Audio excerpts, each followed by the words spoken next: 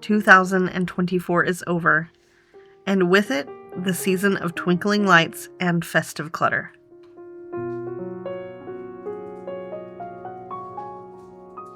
Taking down the holiday decorations feels like I'm clearing my mental slate, letting go of the visual noise and making room for calm. To me, as each ornament is tucked away, it's a chance to reflect and reset.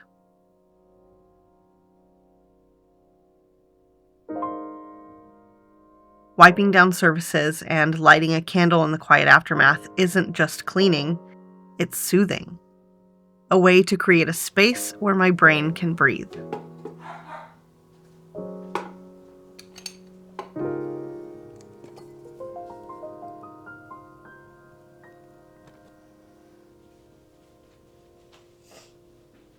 Even reorganizing my bookshelves feels grounding, like bringing a sense of order back into my thoughts. It's a simple ritual, but one that feels like a gift to my mental health as I step into the new year.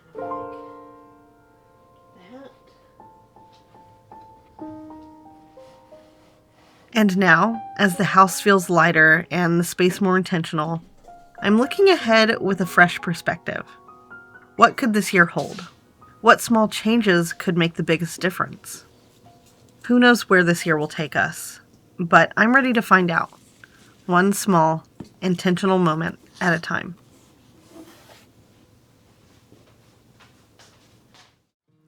Hello, my friends, and happy 2025.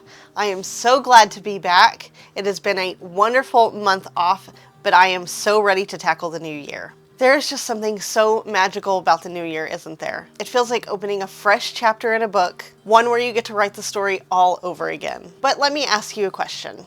How do you feel about resolutions? Are they motivating, overwhelming, maybe a little bit of both? For me, resolutions have never been something that stick. And honestly, I think that might be true for a lot of people. But here's the thing. It's almost February, and if you're feeling like you've already missed the window to start fresh, let me stop you right there. The 1st of January isn't exactly the ideal time to dive into new and big changes anyway. The holidays are just wrapping up, vacations are being taken, and honestly, a lot of us are still in recovery mode, not goal-setting mode. So how do we approach this in a way that actually works? Maybe instead of making big, sweeping resolutions, we shift the focus to setting up small, intentional routines. Tiny, daily habits or tasks that help us grow and feel good. It's not about perfection, it's about progress. In this video, I will be showing you all of the ways I am embracing this mindset, resetting my space, my habits, and my perspective to create a happier and more creative year. It's about making changes that feel joyful and doable, not daunting. Hopefully this video inspires you to step into your own fresh start, whatever that might look like for you. So without further ado, let's get to the video.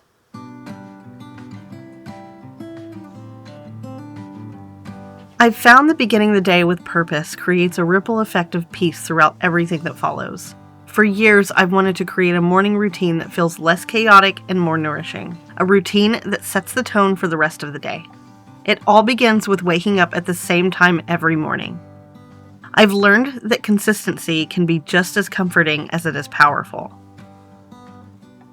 The first thing I do, make a cup of green tea. After learning that I have PCOS, I've been paying more attention to how different foods and drinks can support my body. And green tea is one of those little helpers. It's known to aid hormone imbalance and reduce inflammation. But beyond its health benefits, there's something calming about the ritual. The warmth of the kettle, the scent of the tea as it steeps. It's like a little moment of peace before the busyness really begins.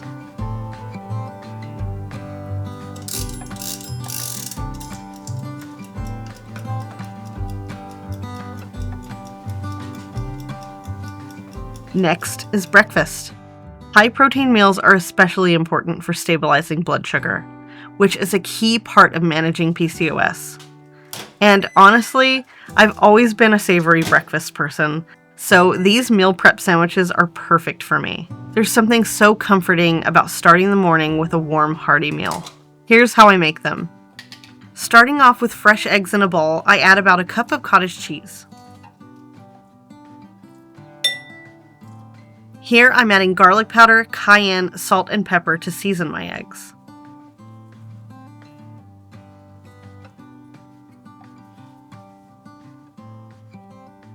Next, I'm blending the ingredients together with an emulsion blender.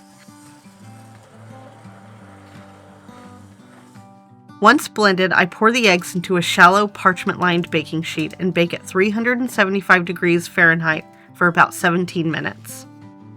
While the fluffy eggs bake, I go ahead and spend this time prepping my other ingredients. And then here, I'm just toasting each side of the English muffin to take away a bit of that raw flavor. I prefer English muffins to thins bread, but for smaller amounts of carbs, I suggest using the thins here. Off camera behind me, I'm cooking up some yummy turkey sausages into little rounds that will fit nicely inside of these English muffins. Once the eggs have cooked, I pop them out of the oven. And by using a cup roughly the size of the bread, I cut the eggs into little circles, leaving any scraps for another batch of sandwiches to freeze.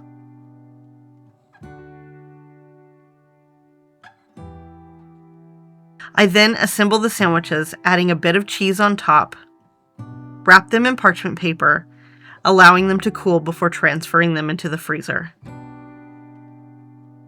Taking a little time earlier in the week to prep these sandwiches has been a game changer. It's one less decision to make, and it makes sticking to this routine so much easier.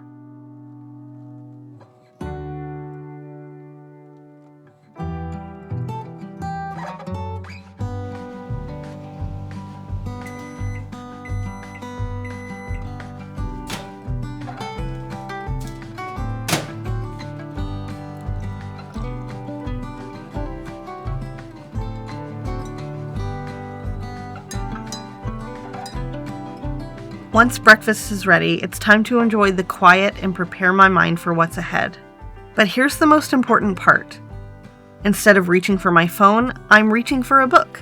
For years, my mornings started with scrolling, checking emails, seeing notifications, diving into social media. But I've realized that those first moments of the day are way too precious to give away to a screen. Choosing a book instead of my phone has been a small but powerful change. It keeps me level-headed, lets me ease into the day with calm and focus, and it gives my mind a chance to wake up slowly, without the stress of endless notifications or the pressure to catch up with the world. These small choices, waking up on time, nourishing my body, and giving myself space to start the day screen-free, has made such a difference. It's not about perfection, but about creating a routine that feels kind and sustainable.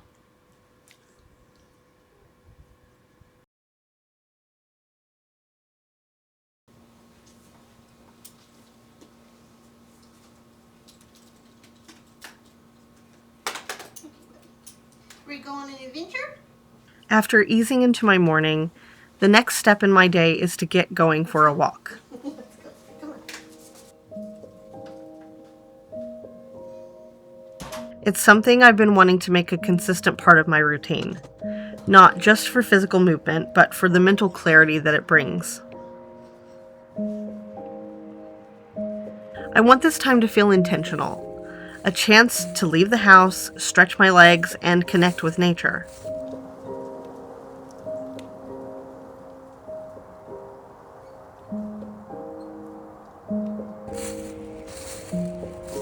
There's something about walking outside, hearing the crunch of the leaves or the wind through the trees that instantly shifts my mood.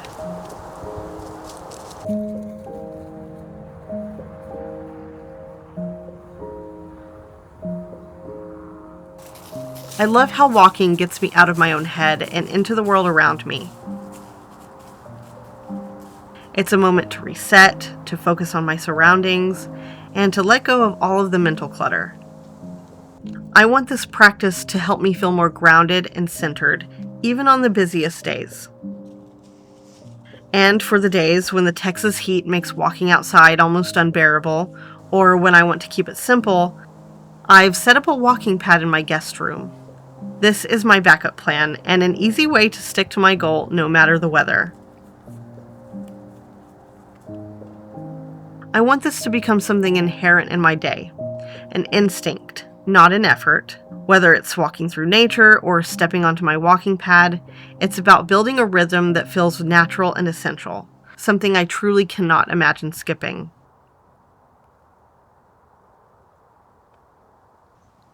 Honestly, I already look forward to this time every single day. It's not just about the physical benefits, it's about stepping away from screens, being present, and letting myself just be for a while. All right, let's go. Come on. Ready? Let's go. Come on. Another way I'm cultivating a happier and more intentional way of living this year is by journaling. It's something that I've always wanted to stick with, but honestly, I never really have. I'd start with the best intentions, but life would just get so busy, and the journal would just sit there, completely unfinished. Last year, I even tried a creative journal, but it didn't last. It was just too much effort to keep setting it up. The one time I did manage to journal consistently, I used a method from one of my favorite creators here on YouTube, Elsa Ray. Her simple, intentional approach made it so much easier for me. So I've decided to follow her guide again this year. I especially love her spreads with trackers. They've been such a game changer. I've included daily trackers for my habits, walking, eating, and a general period tracker. There are also pages for monitoring my sleep, stress, and mood. I love how these trackers help me better understand myself and my body, and how everything I do or don't do connects. To make sure I actually use it, I've placed the journal where I'll see it every single day, right next to my cozy chair in the living room. That way, whenever I have a moment, it's ready for me to jot something down. This year, journaling isn't about perfection. It's about creating a practice that feels intentional and sustainable, one that I can look back on and see my growth. Speaking of creating intentional spaces, I've also been working on a project for my office, a DIY push pinboard. This board will take the place of an old clock I decorated with butterflies a few years ago, which some of you might remember from one of my older videos. I wanted something functional and beautiful, so I used a cute mirror frame that I found at Hobby Lobby for 50% off. If you decide you want to make this, you do not have to use this exact frame. You could thrift one or pick whatever fits your aesthetic. I just loved this one because it matched the look I was going for. I started by carefully removing the mirror from the frame, and then on a piece of 1/2-inch foam core board, I began tracing its shape to ensure it would fit snugly. Using an X-Acto blade, I cut out the foam core, making small adjustments as needed to get the perfect fit. Next, I traced the foam core onto a cork sheet and cut it to size with a fresh blade for clean edges. After that, I glued the cork to the foam core using pH-neutral PVA glue, which is important to prevent any yellowing or damage over time. While that dried, I measured and cut a neutral colored linen fabric, leaving enough extra material to wrap around the edges. I wanted the fabric to be subtle so the frame would stand out, but you could use any fabric that inspires you. I glued the fabric around the foam core and cork, making sure to pull it tight for a smooth surface. This way, I avoided gluing directly onto the front of the fabric, which would cause the glue to bleed through.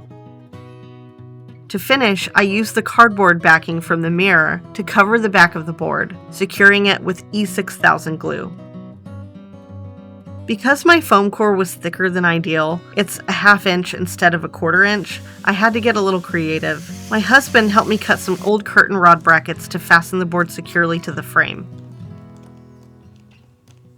Finally, I added a piece of jute string to the hooks on the back so it's ready to hang. This board is now my vision board for creative projects. It's a place to organize all my ideas and visualize how different elements like textiles, paint colors, and decor will come together. It is such a helpful tool for narrowing down decisions and staying focused on the overall vision. I just love how this turned out. It cost me so much less than buying a ready-made board, and I think it looks even better. Plus, it adds a personal touch to my space that feels both inspiring and practical. Let's shift the focus to the one real aspect of my life I wanted to make my 2025 resolution. In today's world, negativity seems to be everywhere. Between social media, constant news updates, and the noise of judgment and criticism, it's easy to fall into a cycle of cynicism. But this year, I wanted to combat that. I wanted to focus on shifting my mindset towards something more positive, creating moments of life in the midst of the chaos. So, I came up with an idea. To write little positive notes, simple messages that bring a smile to my face, notes that I can carry with me so that on days when I'm feeling negative, I can reach into my purse, pull one out, not only for me to read, but to hide somewhere while I'm out. Perhaps in a book or in another unexpected place, anonymously for someone else to discover and brighten their day. So, I've chosen to focus on what we can control, spreading light in small, meaningful ways. And while this small gesture may seem like it will help, and I truly believe that it will, there's still the challenge of the constant negativity we see online. But after all, it is 2025, and social media and phone usage are inevitable. Even though I curate my feeds to showcase beautiful and positive content, the negative still finds its way in. To combat this, I've set up my phone to show me the best news possible. I've downloaded an app called I Am, which delivers positive affirmations directly to my lock screen. And I've customized my widgets to display uplifting content from Reddit and other good news sources. I've also immersed myself in positive podcasts like the TED Radio Hour or Heavyweight, which are filled with inspirational stories. Absorbing stories of resilience and hope is essential in a world full of anger and division. These spaces nurture understanding and empathy. By not constantly ingesting negative content and implementing these practices, using my phone has become much more meaningful and productive than just doom scrolling. I believe that taking these steps in today's world can help train my brain to think more positively about our world and inspire others to do the same, making the world a little bit better each day.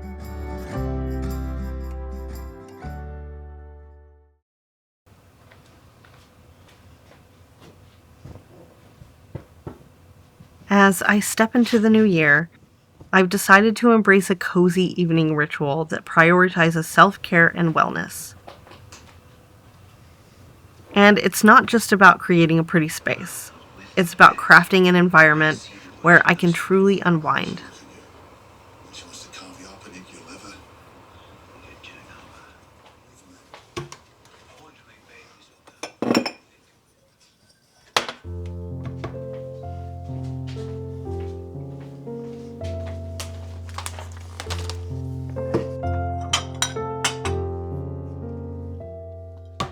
Fluffing pillows, lighting candles, and pouring a glass of milk for my cookies signals to my mind and body that the day is done and it's time to relax. Incorporating calming activities like dimming lights or reducing screen time helps set the stage for better sleep, something essential for my physical and mental health.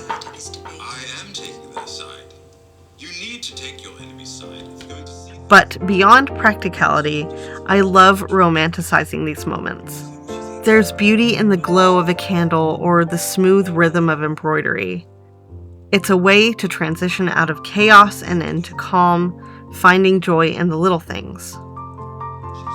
When I settle into my chair with a delicious treat, cozy hobby in hand, and one of my favorite TV shows playing, I'm reminding myself this moment matters.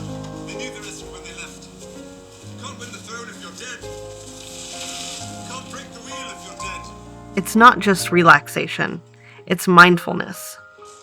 A chance to nurture my well-being and let go of the outside world. As I move into 2025, I want my evenings to feel like an exhale, a time to feel centered, refreshed, and inspired. By turning the ordinary into something extraordinary, I can savor the simple magic of everyday life. This evening has been so peaceful and relaxing. I've just spent the last 30 minutes in my little cozy corner watching my favorite TV show, having some delicious milk and cookies, and working on my little cozy hobby. I can truly see myself doing this every single night, making it a nightly ritual to unwind. I think taking these moments and spending the time to care for myself is really what I've been needing. In 2025, I have decided to embrace a more intentional way of living, more intentional time for hobbies and for self-care. And although it's not always easy to find that balance, I think it's very important to at least try. This video has been a little glimpse into the cozy, creative spaces, not only that I'm creating within my home, but within myself. Whether that's journaling, making vision boards, or just sitting down with a nice plate of milk and cookies and working on something like embroidery. It's helping me to reflect and reminding me just how important it is that I should be managing my stress, and it brings a little joy into my daily life. So, is there anything unique or meaningful that you're adding to your daily ritual in 2025? Something that's helping you find calm and purpose within your life? If so, I'd really love to hear about it. Leave me a comment below. Here's wishing you a year filled with intention, creativity, and meaningful moments. I'll see you in the next one. Bye, friends.